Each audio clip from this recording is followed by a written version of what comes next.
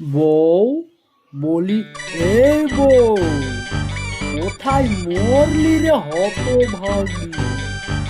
কি হয়েছে দিদি, ডাকছো কেন? ও কি কথা, ডাকছি কি আর সাদে? বলি শোন, চিনি বেশি করে দিয়ে একটু কড়া চা বানিয়ে এনে দে তো দেখি। একদম না, একদম না, চিনি বেশি খেলে লিভার খারাপ হয়ে যাবে।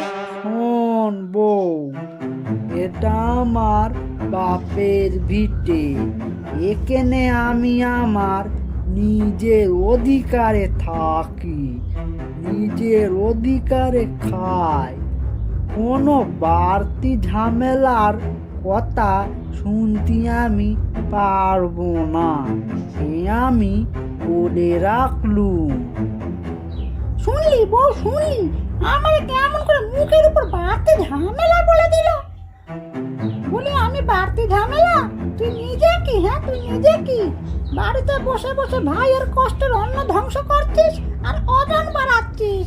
খবরদার বলছি দিদি, খবরদার, ওজন নিয়ে একদম কথা বলবি না বলে দিচ্ছি। কথায় বলে সরু পেটে গরু ধরে, তুই নিজেও তো কম হান্দাস না, সে বেলায় তখন কোনো দোষ নেই। এই সকাল হলো, দুই বুড়ির তাণ্ডব শুরু হলো, একদম রাতে চোখ বন্ধ করা পর্যন্ত চলবে এই কার্গিল যুদ্ধ।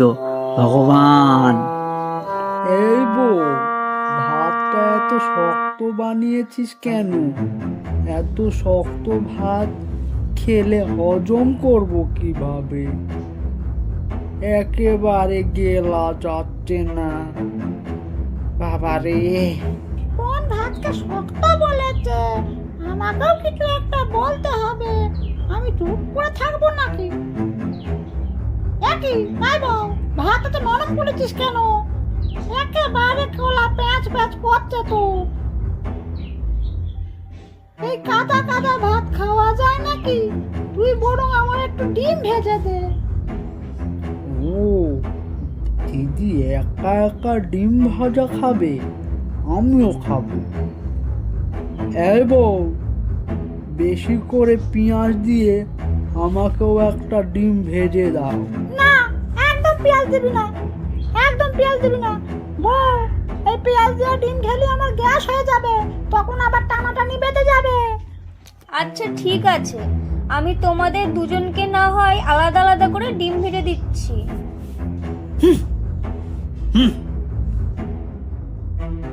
কি রে দীপা, এই বিকেলে ছেলে আঁকড়ে বসে আছিস কেন রে? আর বলো না মাসি, আজ দুদিন ধরে ছেলেটার ধুম জ্বর, কিছুতেই আর কমছে না। কি করি বলো তো? ভালো ডাক্তার দেখাও, এখনকার অসময়ে জ্বর জ্বরের ভালো না কো, একটুতেই বিস্তার হয়ে যায়। ও, তুমি এখানে এসে এই কবিরাজি করছে? আর শোন, মাঝে মাঝে মাথাটা ধুইয়ে দে আর ভিজে গামছা দিয়ে গা মুছে দে। না না, একদম না, ও কাজ একদম করো না কো। তাতে যদি ঠান্ডা লেগে যায় হিতে বিপরীত হয়ে যাবে, তুমি ওর কথা একদম শুনবে না কো। চুপ কর, তোর বাজে কথা একদম কাজে আসবে না। তোকে এখানে কে ডেকেছে, হ্যাঁ তোকে এখানে কে ডেকেছে? বাজে মহিলা একটা। এই দিদি, মুখ সামলে, হ্যাঁ মুখ সামলে। মাসি তোমরা চুপ করো, এমনি আমার ছেলে অসুস্থ, তার ওপর তোমরা এখানে এসে উজ্জুতি করছো। এখন বাড়ি যাও, আমার আর ভালো লাগছে না। বলি, তোমার দিদিদের ঝামেলা দিনকে দিন তুঙ্গে উঠছে, ওদের ঝগড়ার চোটে বাড়িতে কাকপক্ষী টেকা বড় দায়। কি করি বলো তো ওদের নিয়ে? কোনো কাজ তো করে না, শুধু সারাদিন ধরে ঝগড়া করে। দাঁড়াও, একটা উপায় পেয়েছি, কাল সকালে বলবো।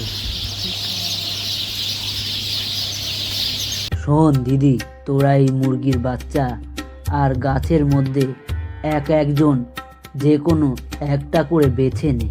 কি রে ভাই, এগুলো নিয়ে কি হবে? যে ঝগড়া না করে এই গাছে ফল আর মুরগি থেকে ডিম উৎপাদন করতে পারবে তাকে পুরস্কার বাবদ 1 হাঁড়ি মিষ্টি দেব আমি।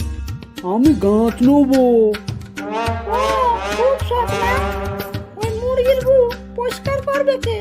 আমি গাছ নেবো।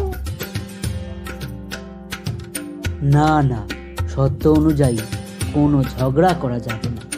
খড়ি দিদি আগে বলেছে গাছ নেবে, তাই গাছটা ওই বরং রাখো।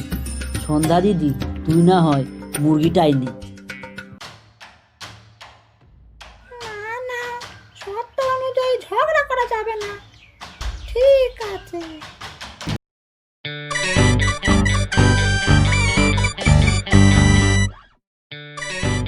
গাছ, তুমি তাড়াতাড়ি ফল দাও, আমি মিষ্টির হাড়ি খাবো।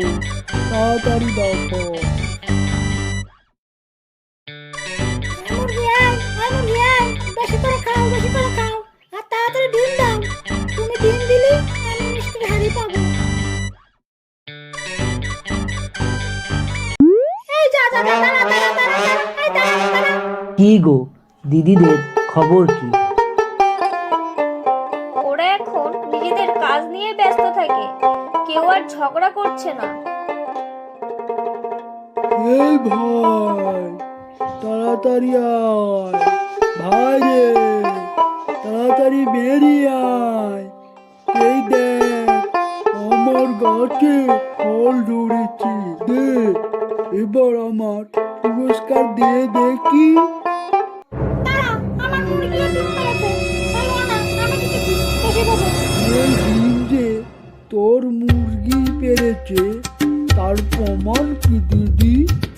তুই তো দোকান থেকেও কিনে আনতে পারিস, কিন্তু আমার গাছ, হ্যাঁ, গাছ জলজান্ত প্রমাণ নিয়ে দাঁড়িয়ে আছে। তাই